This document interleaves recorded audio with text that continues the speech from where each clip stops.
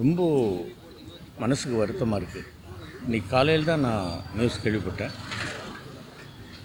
RB Choudary sir Super Good Films அப்படின்னாலே தரமான படங்கள், நல்ல படங்கள், பல புதுமுக இயக்குநர்களை அறிமுகப்படுத்தியது. நான் ஒரு பெரிய ப்ரொடியூசராக இருந்தாலும் யார் வணக்கம் செலுத்தினாலும் நின்று வணக்கம் செலுத்தி விசாரிச்சுட்டு போவார்.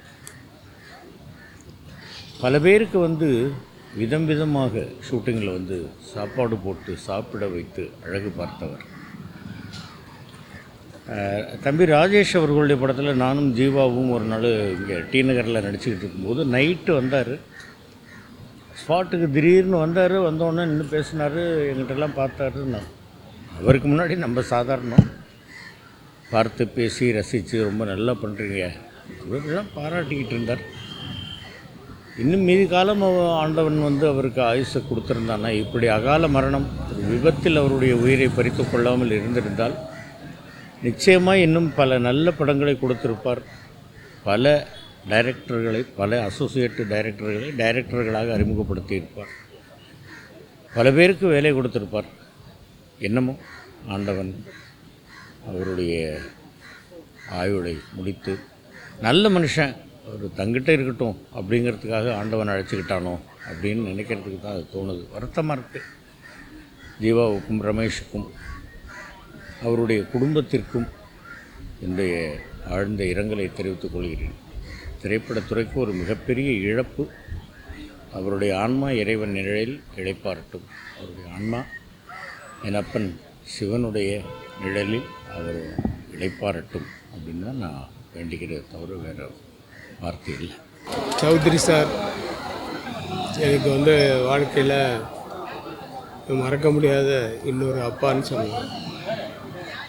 நான் எங்கே அவரை பார்த்தாலும் அவர் காலை தொட்டு வணங்காமல் நான் வந்ததும் இல்லை, போனதும் இல்லை. இந்த காலை இன்றைக்கி கண்ணாடி போட்டு மூடிட்டாங்க. அதாவது எனக்கு பண வசதிகள் எல்லாமே எங்கள் அப்பாக்கிட்ட இருந்தாலும் நான் ஒரு 10 வருஷமாக அசிஸ்டன்ட் டைரக்டராக ஒர்க் பண்ணிட்டு இருந்தேன். அப்போ நிறைய ப்ரொடியூசர்ஸ் என்னை டைரக்டர் ஆக்குறேன்னு சொன்னாங்க.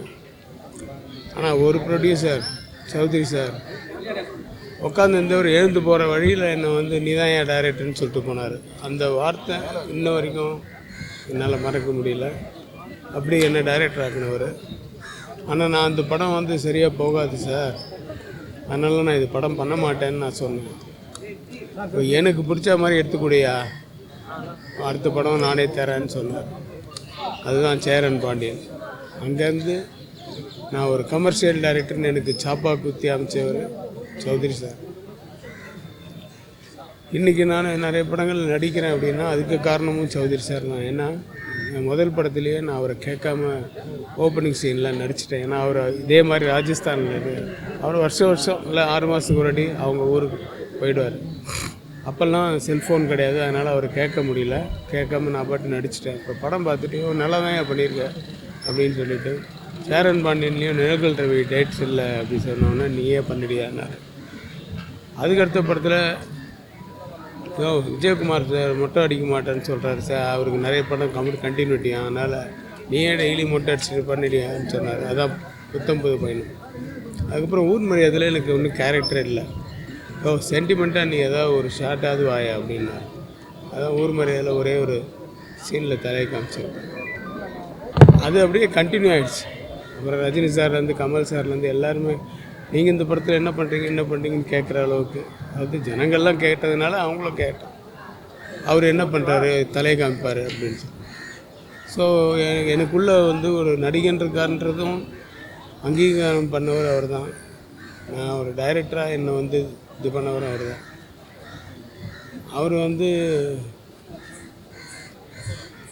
இப்போ இப்படி அகால மரணம் அடைஞ்சது தான் ஏற்றுக்க முடியல. நேற்று நைட்டில் இருந்து இப்போ ஜீவா சொன்னாப்புல இப்போது 1 மணிக்கு என்கிட்ட பேசினார் சார். சிரிச்சு எனக்கு இங்கே கொடுத்த முத்தம் கூட இன்னும் அப்படியே இருக்குது சார் அப்படின்னார். அப்படி சடன் டெத்து இது ஏற்றுக்க முடியாத ஒரு மரணம், பெரிய இழப்பு. அவரை மாதிரி ஒரு தைரியமாக ஒருத்தரை இன்ட்ரடியூஸ் பண்ணுறதுலையும் ஒரு கதையை தேர்ந்தெடுக்கிறதுலையும் அதை ப்ரொடியூஸ் பண்ணுறதுலையும் அவருக்கு இருக்கிற தைரியம் யாருக்குமே இல்லை எனக்கு தெரிஞ்சு. அப்படி வந்து தைரியமாக பண்ணக்கூடியவர். நான் 7 படம் அவங்க கம்பெனியில் பண்ணேன். இந்த 100வது படத்துலேயே நான் அது எப்படியாவது வந்து நான் டைரக்ட் பண்ணலாம் கூட நான் நடிப்பேன் சார் அப்படின்னு சிரிச்சுக்கிட்டே இருந்தார். அவர் ஆத்மா சாந்தி அடைந்து அவங்க குடும்பத்தாருக்கு என்னோட அந்த அனுதாபம். நன்றி. Super Good Films, RB Choudary. ஒரே ஒரு விலாசம், ஒரே ஒரு விசிட்டிங் கார்டு 1000 விலாசங்களை உருவாக்கி கொடுத்திருக்கிறது, ஒவ்வொருவருக்கும் தனித்தனியாக. திசை தெரியாத பறவைகளுக்கெல்லாம் அது ஒரு வேடம் தாங்க. சிறகை விரிக்க கிடைத்த ஒரு வானம், இப்பொழுது அவரே தனது சிறகை விரித்து சென்று விட்டார். எங்களுக்கெல்லாம் ஒரு பிள்ளையார் சொல்லி போட ஒரு அலுவலகம் இருந்தது. எப்பொழுது வந்தாலும் கதை கேட்க அவர் காத்திருப்பார். இப்பொழுது எங்கே யார் கதை சொல்கிறார்களோ கிளம்பி விட்டார். எந்த வேலையும் இல்லாவிட்டால் கூட ஆஃபீஸுக்கு போய் அவரை பார்த்து ஒரு வணக்கம் போடுவது ஒரு வேலையாக இருந்தது. இப்பொழுது அந்த வேலையும் கூட இல்லாமல் எங்களுக்கு இல்லாமல் செய்துவிட்டு சென்றிருக்கிறார். அவர் கொடுத்த சீரிய சிந்தனைகளும் சிறப்பு மிக்க யோசனைகளும் எங்களை மெல்ல மெல்ல செதுக்கிய அவரது அறிவுறுத்தல்களும் கொண்டு இனிமேல் நாங்கள் நடக்க வேண்டும். இன்னும் இருக்கும் காலம் வரை இந்த திரையில் பறக்க வேண்டும். சூப்பர் குட் ஃபிலிம்ஸ் என்றும் இருக்கும். அதில் கதை சொல்ல வருபவர்கள் எப்பொழுதும் வரலாம். ஜீவா, சுரேஷ், ரமேஷ் எல்லோரும் இருக்கிறார்கள். கதை சொல்ல வருகின்ற அனைவரும் அவ்வளவுதான் என்று நினைத்து விடாமல் சூப்பர் குட் ஃபிலிம்ஸில் வந்து கண்டிப்பாக கதைகள் சொல்லுங்கள். கேட்பதற்கு இருக்கிறார்கள். சௌத்ரி சாரின் ஆசீர்வாதம் எப்பொழுதும் இருக்கும். அன்புடன் ராஜகுமார். இன்றைக்கி ஒரு பேரதிர்ச்சியான ஒரு நாள். எங்கள் தமிழ் திரையுலகின் உதவி இயக்குநர்களின் பிதாமகன்னு சொல்லுவோம். 50க்கும் மேற்பட்ட உதவி இயக்குநர்களில் இயக்குனராக்குன பெருமை அவருக்கு இருக்குது. பெரிய இயக்குநர்கள், வெற்றியடைஞ்ச இயக்குநர்கள் அப்படின்னு போகாமல் லட்சியத்தோடு, டேரக்டருக்கு லட்சியத்தோடு இருக்கிற உதவி இயக்குனரோட கதை கேட்டு அவங்களெல்லாம் இயக்குனர் ஆக்குனது தான் எங்கள் ஆர்பி சௌத்ரி சார். அவர் உருவாக்கிய இயக்குநர்களில் நானும் ஒருத்தன். திருப்பாச்சி அவர் தயாரித்த படம். அந்த படத்து மூலியமாக தான் என்ன ஒரு 5 வருஷமாக நான் திரையுலகில் போராடிக்கிட்டு இருக்கேன். டேரக்டர் எனக்கு இந்த வாய்ப்பை கொடுத்து, வாய்ப்புன்னு சொல்கிறது வாழ்க்கையை கொடுத்த ஒரு சௌத்ரி சார். என் லைஃப்பில் எங்கள் அப்பா அம்மாவுக்கு இணையானவர் சொல்லலாம், அதுக்கு மேலேயும் சொல்லலாம். ஏன்னா அவங்க லட்சியத்தோடு இருக்கும்போது நான் ஒரு பிஸ்னஸ் பண்ணேன். எங்கள் அப்பாவோட இவரை நம்பி ஒரு 2 லட்சம் 3 லட்சம் கொடுக்க மாட்டாங்க. எப்படி பண்ணுவேன், எப்படி சரியாக வரும், எப்படி லாபம் வரும், இல்லை கேள்வி கேட்டால் தான் ஒரு எந்த பையன்ட்டையும் ஒரு அப்பா அப்படி தான் பண்ணுவாங்க. நான் என்கிட்ட ஒரு 2 மணி நேரம் கதையை கேட்டுட்டு பல கோடி இன்வெஸ்ட் பண்ணாங்க. இன்றைக்கி நான் வாழ்கிற வாழ்க்கை அவர் கொடுத்த வாழ்க்கை தான். அந்த கொடுத்த வாய்ப்பு தான் இன்றைக்கி ஒரு பேரரசன், ஒரு இயக்குனராக உருவானதுக்கு காரணம். எங்களுக்கெல்லாம் ஒரே ஒரு மிகப்பெரிய ஒரு வருத்தம் என்னென்னா, நிறைய பேர் லட்சியத்தை அவர் நிறைவேற்றினார். உதவி இயக்குனர் 50-60 உதவி இயக்குனரோட லட்சியத்தை நிறைவேற்றினார். ஆனால் அவருக்கு ஒரு லட்சியம் இருந்துச்சு, அது நிறைவேறாமல் அவர் வாழ்வு முடிஞ்சு போச்சு. அதுதான் எங்களுக்கு குறை. என்னென்னா, இது வரைக்கும் சூப்பர் குட் ஃபிலிம்ஸ் அப்படின்னு 99 படம் தயாரிச்சிருக்காரு. அடுத்த 100வது படத்தை சிறப்பாக பண்ணணும், ஒரு நிறைவாக பண்ணணும்.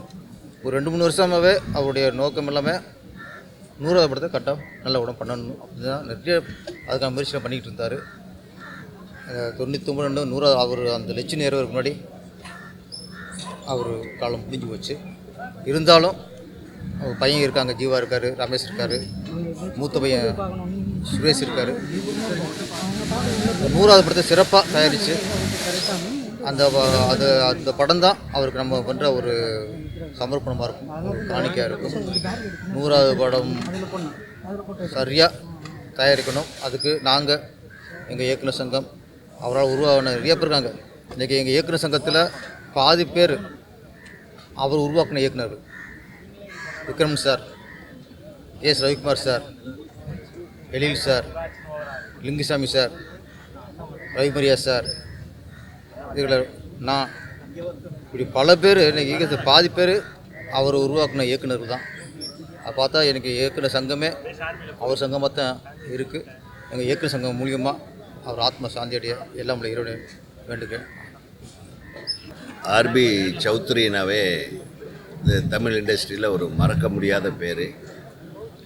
தமிழ் சினிமாவோட சரித்திரத்தில் ஒரு நிரந்தரமாக இருக்கக்கூடிய ஒரு நேம். தயாரிப்பாளராக இளம் இயக்குனருக்கு, புதிய இயக்குனருக்கு ஒரு அட்சய பாத்திரம் மாதிரி அவர். யார் போய் ஒரு நல்ல கதையை சொன்னாலும் அவர் அதை அற்புதமாக அந்த புது இயக்குனர்னு பார்க்காம அறிமுகப்படுத்துறதில் ஆர்வம் காட்டின ஒரு மிக அற்புதமான தயாரிப்பாளர். அவர் கடைசி வரையிலும் துடிப்போடு இருந்த ஒரு இளைஞர் மாதிரி துடிப்போடு இருந்தார். ஒரு 100வது படம் அவருடைய கம்பெனியில் 99வது படம் இப்போ படப்பிடிப்பு போயிட்டுருக்கு மகுடம். 100வது படம் எடுக்கணும் உதயன்னு என்கிட்ட அடிக்கடி சொல்லுவார். அதுக்கான ஒரு சிறப்பான முயற்சியில் இருந்த இந்த காலகட்டம் அவரை இந்த மாதிரி ஒரு அகால மரணம் அவரை தழுவுனது எனக்கு ஒரு நம்ப முடியாத ஒரு விஷயமா இருக்குது. அவர் இப்போ கூட அவரை பார்க்கும்போது அவர் நல்ல உறக்கத்தில் இருக்கிற மாதிரி தான் இருக்கார். அவருக்கு எந்த உடல் சேதமோ ஒரு ஆக்சிடெண்ட் ஆன மாதிரியெல்லாம் தோணவே இல்லை. அவருடைய மறைவு என்னாலேயே தாங்கிக்க முடியலன்னா அந்த குடும்பத்தார் எந்த அளவுக்கு அதை தாங்கிக்க போகிறாங்கன்னு தெரியல. அவருடைய பிள்ளைகளுக்கும் அவருடைய குடும்பத்தில் அவருடைய துணைவியாருக்கும் பேரன் பேத்திகளுக்கும் அனைவருக்கும் நான் எனது ஆழ்ந்த இரங்கலை சமர்ப்பிக்கிறேன். தமிழ்நாடு திரைப்பட இயக்குநர்கள் சங்கத்தின் சார்பாக செயலாளர் என்ற முறையில் எங்கள் திரைப்பட இயக்குனர் சங்கத்தின் சார்பாக எங்களது ஆழ்ந்த இரங்கலை தெரிவிச்சுக்கிறோம். திரும்பவும் ஆர்பி சௌத்ரி மாதிரி ஒரு தயாரிப்பாளர் கிடைப்பாரான்றது நமக்கு எண்ணி பார்க்க முடியாத ஒரு பேரிழப்பு. நிச்சயம் ஜீவா அவர்களும் ரமேஷ் அவர் சுரேஷ் எல்லாமே சேர்ந்து அவர் அப்பாவுடைய ஆசையான 100வது படத்தை, இந்த ஒரு கம்பெனி 100 படம் எடுக்கிறதுன்றது சாதாரண விஷயம் இல்லை. 100வது படம் என்கிற அவருடைய கனவை நனவாக்க வேண்டும். அதுக்கு தமிழ் திரையுலகமே ஒத்துழைப்பு கொடுக்கும். அவருடைய குடும்பத்திற்கு என்றென்றும் நாங்கள் உறுதுணையாக தமிழ்நாடு திரைப்பட இயக்குனர் சங்கம் இருக்கும். ஏன்னா எங்கள் இயக்குனர் சங்க நிர்வாகத்திலேயே கிட்டத்தட்ட 10 பேர் அவர் இயக்குனராக உருவாக்குனவர் தான். ஸோ நூற்றுக்கணக்கான இயக்குனர்கள் அவருடைய தயாரிப்பில் பணியாற்றினவர்கள்ங்கிறத நினச்சி பார்க்கும்போது வேறு எந்த கம்பெனிக்கும் அந்த மாதிரி ஒரு பொறுப்பினை இல்லை. ஸோ அத்தனை பேரையும் அனைத்து இயக்குனர்களையும் ஊக்குவித்த ஒரு மாபெரும் மேதை திரு ஆர்பி சௌத்ரி சார் அவர்கள். அவருடைய இழப்புக்காக நான் என்ன சொல்கிறதுன்னு தெரியல. அவர் இன்னும் நம்முடன் இருக்கிறார் என்றே எனக்கு தோணுகிறது. அவருடைய ஆன்மா சாந்தி அடைய எனது மனமார்ந்த பிரார்த்தனையை தெரிவிக்கிறேன்.